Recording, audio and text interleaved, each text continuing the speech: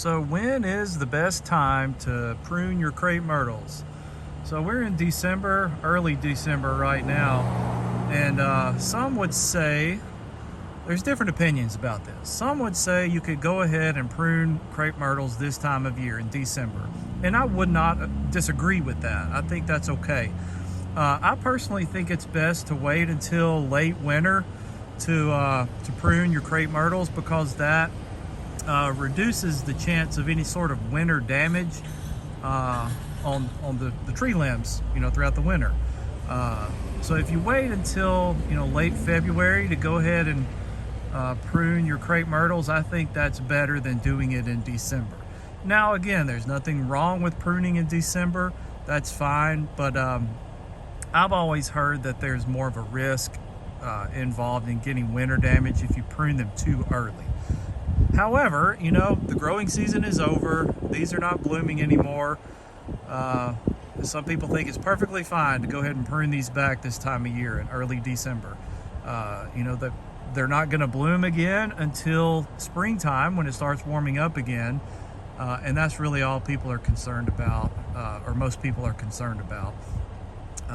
But again, I would like to wait until mid-February, late February. There's still going to be cold weather left in February, but you're reducing the cold weather, the amount of cold weather that they are exposed to. Now, you may know how to prune, you may not know how to prune. Most people just leave it to the professionals.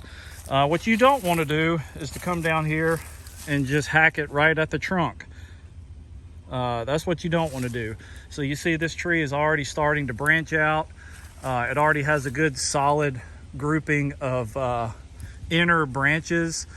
That's where you want to come in and prune at these solid, thinner branches. The main thing to keep in mind is that you want to come in here and just thin this out. All these small little branches, and some of these are just dead.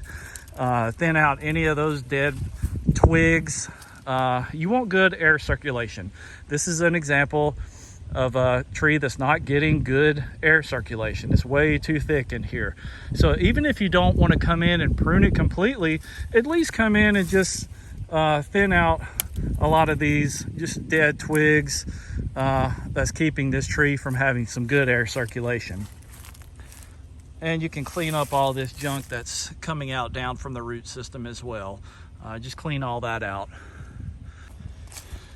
It is worth mentioning that it's okay to let your crepe myrtles grow.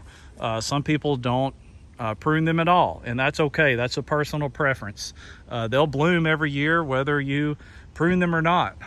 So some people let them grow tall into trees, and that's okay. Here's an example of some excellent pruning. It's kind of dark here. The lighting is weird. But this is it's hard to tell how tall these trees are, but I'm standing on the ground looking up. So this person is still allowing these taller crepe myrtles to grow by just getting a ladder and not hacking the top of it off. These here are a bit shorter. As you can see, we're cutting them at an angle, 45-degree angle. And you want to do that so that the water runs off at an angle.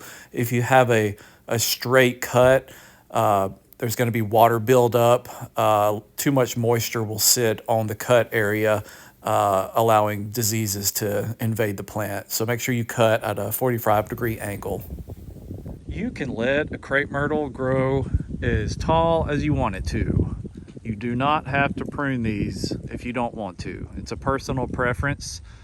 They will bloom every year whether you prune them or not. So these little seedlings will stay on the tree. And they'll bloom, but it'll also bloom if you prune it. So it's a personal preference. So just know that you don't have to prune these. Just let them grow as big as you want. It is a good idea, however, to come in and just thin the tree out as these people have done. There's no wild twigs. Anything that's about the size of a pencil, you want to cut those off. So this particular tree here has great airflow. So this is kind of what you want. If your crepe myrtle is too close to your house, you can certainly prune it back. But don't prune it too severely. If a crepe myrtle is pruned severely, it results in what's called a knee. And from that knee, a lot of just weird, random sticks start growing out, and it's very unsightly. So before you severely prune a crepe myrtle, I would even consider transplanting it. Crepe myrtles do great when transplanted. But if you're unable to do that, then of course go ahead and prune it back. Keep the limbs off your gutters and off the side of your house. So this is a good example of what not to do to your crepe myrtle. I am 6 feet tall, and this nub here is about 3 feet tall. So a couple of years ago, maybe even last winter, I'm not sure when this was trimmed back, but it was severely trimmed back.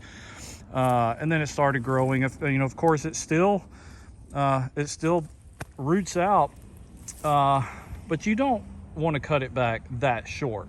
As you can see from the size of the stumps here, I mean, it's a significant size tree. So you don't want to cut it down to 3 feet tall. You want to let it grow on up to about 6 feet tall and then prune it. So I just wanted to give a good example of what not to do while pruning your crepe myrtles.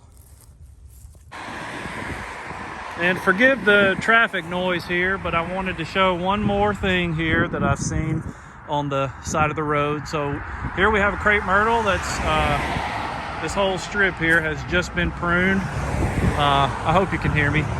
But as you see, they were, I don't know if you can see, but they were pruned at a 45-degree angle there. There's a lot of notches here that you want to try to get off. So as you see, they tried their best to get all those little bitty twigs off, and that's what you want to do.